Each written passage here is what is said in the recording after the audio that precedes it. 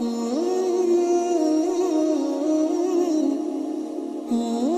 باللہ من الشیطان الرجیم بسم اللہ الرحمن الرحیم یوصیکم اللہ فی اولادکم للذکر مثل حظ الانثیین فإن كن نساء فوق اثنتین فلہن ثلثا ما ترک صدق اللہ العظیم۔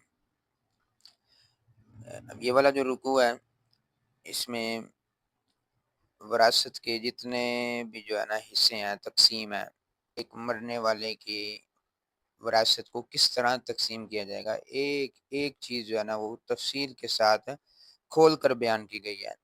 ذرا غور سے آپ نے اس کو سمجھنا ہے۔ اچھا،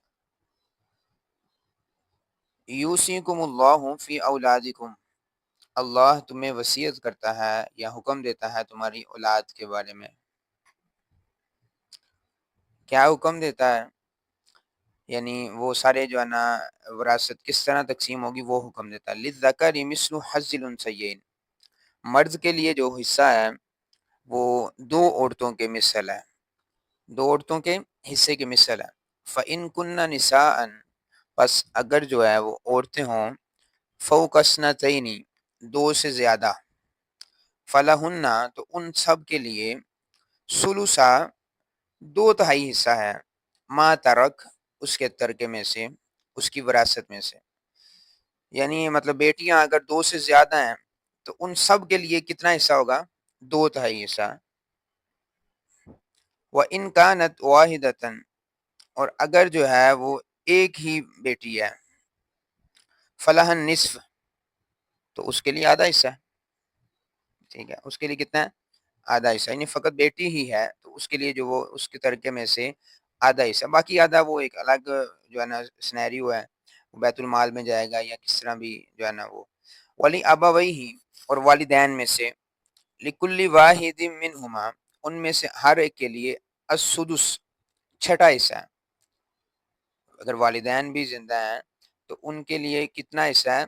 چھٹا حصہ ہے، دونوں کے لیے، یعنی ایک حصہ چھٹا ان کے باپ کے لیے، ایک چھٹا حصہ ماں کے لیے۔ مما ترک، اس ترکے میں سے، ان کان لہو ولد، اگر اس کی اولاد بھی ہو، یعنی اگر ایک بندہ ہے جو میت ہے، جو مرنے والا ہے، اس کی اولاد بھی ہے اور ماں باپ بھی ہیں، تو اولاد کے لیے وہ حکم ہم نے پڑھ لیا ہے، اور والدین کے لیے کیا ہے؟ ان کے لیے چھٹا چھٹا حصہ ہے۔ فَإِن لَمْ يَكُنْ لَهُ وَلَدٌ، بس اگر اس کی اولاد نہ ہو، وَوَرِثَهُ أَبَوَاهُ، تو اب اس کی جو وراثت کے جو مالک ہیں، وارث ہیں، وہ کون ہیں؟ اس کے والدین، ابوا۔ فَلِأُمِّهِ الثُّلُث، تو ماں کے لیے تیسرا حصہ ہے، دو حصے باپ کے اور ایک حصہ کس کا ہوگا؟ ماں کا۔ فَإِن كَانَ لَهُ إِخْوَةٌ، پس اگر اس کے بہن بھائی بھی ہوں، فَلِأُمِّهِ السُّدُسُ، تو ماں کے لیے کتنا حصہ ہے؟ چھٹا حصہ۔ اگر بہن بھائی نہیں تھے، صرف ماں اور باپ ہیں، تو دونوں کے لیے جو ہے نا باپ کے دو اور ماں کا ایک، اور اگر بہن بھائی بھی ہیں تو ماں کو کتنا حصہ ملے گا؟ چھٹا حصہ۔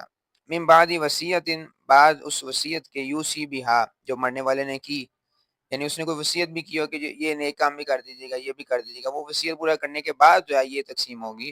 او دین، یا اس کے اوپر کوئی قرض ہو تو قرض، اور اس کی وصیت پوری کرنے کے بعد جو ہے وہ حصہ، یہ حصے ہوں گے۔ آباؤکم و ابناؤکم، تمہارے باپ اور تمہارے بیٹے، لا تدرون، تم نہیں جانتے، تمہیں اس چیز کا شعور نہیں ہے، ایہم اقرب لکم نفعا، تمہارے لیے ان میں سے کون زیادہ نفع بخش ہے۔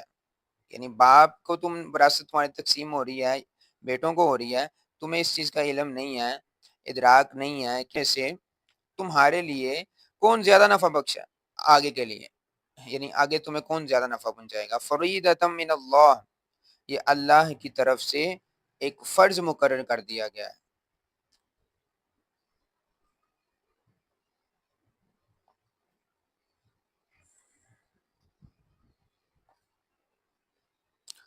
اللہ کی طرف سے یہ ایک فرض مقرر کر دیا گیا، یعنی دل میں آتا ہے کہ یار ماں باپ تو اب کھا چکے ہیں، اپنا سارا کچھ دے چکے ہیں، ان کا حصہ کیوں ہے؟ تو بھائی یہ اللہ کا حکم ہے، اللہ کا حکم ہے کہ ماں باپ کو بھی ان کا حصہ دو۔ تو یہ چیزیں، بعض چیزیں گراں بھی گزریں گی، مشکل لگیں گی، لیکن حکم ہے، فرض ہے، تو یہ پورا کرنا پڑے گا۔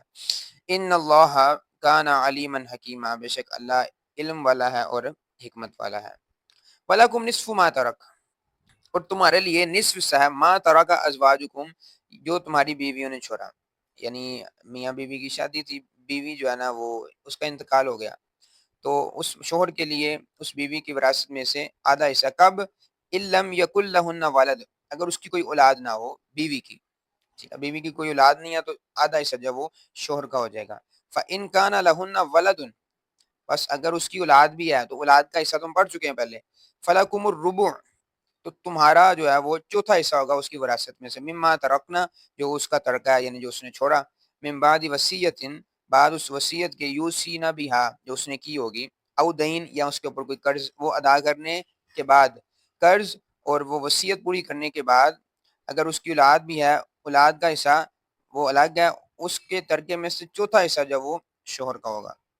وَلَهُنَّ الرُّبُعُ، اب ان کا اگر مرد کا انتقال ہو گیا تو بیوی کو کتنا ملے گا؟ وَلَهُنَّ الرُّبُعُ، اور ان کے لیے چوتھا حصہ ہے، مما ترکتم، جو تم نے چھوڑا یعنی تمہاری وراثت میں سے، ان لم یکن لکم ولد، اگر تمہاری اولاد نہیں ہے تو بیوی کو شوہر کے مرنے کے بعد مرد کی وراثت میں سے چوتھا حصہ مل جائے گا۔ فَإِن كَانَ، بس اگر ہے یعنی اولاد ہے، لکم ولد، تمہاری اگر اولاد بھی ہے، فَلَهُنَّ الثُّمُنُ، تو ان کے لیے آٹھواں حصہ ہے، اگر بندے کی اولاد بھی ہے، اب بیوی کو کتنا حصہ ملے گا؟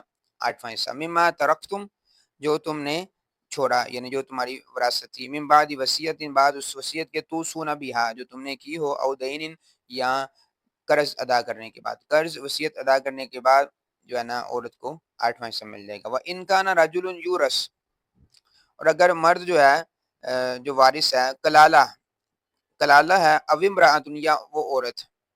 اچھا، اب کلالہ ایسے مرد کو بولتے ہیں جس کی نہ تو کوئی اولاد ہو اور نہ اس کا کوئی ماں باپ ہو، اکیلا ہو، ٹھیک ہے، تو اس کو کلالہ بولتے ہیں۔ اب اگر ایسا کوئی شخص ہے تو اس کا جو ہے نا کیا معاملہ ہے، اس کی وراثت میں کس طرح تقسیم ہوگی؟ وَلَهُ أَخٌ، اور اس کا بھائی ہو، او اختن، یا کوئی بہن ہو، فَلِكُلِّ وَاحِدٍ مِّنْهُمَا السُّدُسُ، تو ان میں سے ہر ایک کے لیے سدس ہے یعنی چھٹا چھٹا حصہ ہے۔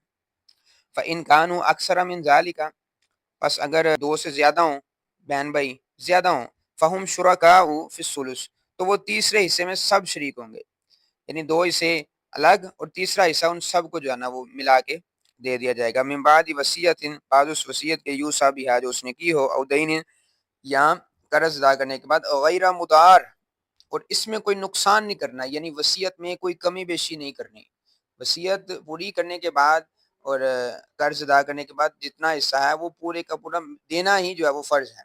وصیت من اللہ، یہ اللہ کی طرف سے حکم ہے، واللہ علیم حلیم، اللہ علم والا ہے اور حلم والا ہے۔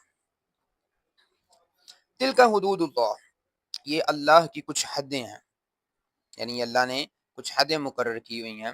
وَمَن يُطِعِ اللَّهَ وَرَسُولَهُ، جو اللہ اور اس کے رسول کی اطاعت کرے گا، يُدْخِلْهُ جَنَّاتٍ تَجْرِي، ہم اس کو داخل کریں گے ایسے باغات میں، تجری من تحتها الانہار، جن کے نیچے نہریں بہہ رہی ہوں گی، خالدین فیہا، وہ اس میں ہمیشہ رہیں گے۔ وَذَلِكَ الْفَوْزُ الْعَظِيمُ، اور یہ بہت بڑی کامیابی ہے، یعنی جس کو جنت مل گئی، ایسی جنت جس کے نیچے نہریں بہہ رہی ہوں، اور وہ ملے گی کیوں؟ اللہ اور اس کی رسول کی اطاعت کرنے سے، اس کا حکم مارنے سے۔ تو جس کو یہ چیزیں مل گئی وہ ان بہت بڑی کامیابی کی طرف چلا گیا۔ بندہ دنیا میں پتہ نہیں کس کس کام میں جو ہے وہ کامیابی ڈھونڈتا ہے، تو فرمایا کہ جو اللہ اور اس کے رسول کی اطاعت کر لے گا کامیابی تو اسی کا مقدر ہے۔ وَمَن يَعْصِ اللَّهَ وَرَسُولَهُ، اور جو اللہ اور اس کے رسول کی نافرمانی کرے گا، وَيَتَعَدَّ حُدُودَهُ، اور اس کی حدوں کو پامال کرے گا، یعنی اس کی حدوں کو کراس کرے گا، باؤنڈریز جو اس نے مقرر کی ہوئی ہیں ان سے آگے چلا جائے گا، یدخلہ نارا، ہم اس کو داخل کریں گے ایسی آگ میں، خالدن فیہا، جس میں وہ ہمیشہ رہیں گے، وَلَهُ عَذَابٌ مُحِینٌ، اور یہ ان کے لیے اہانت امیز، رسوا کرنے والا عذاب ہے۔ یہ تھے جی کچھ وراثت کے مسائل، اگر آپ کے کوئی کوشچن ہو تو آپ جو ہے نا لازمی پوچھیے گا۔ بارک اللہ لی ولکم فی القرآن العظیم۔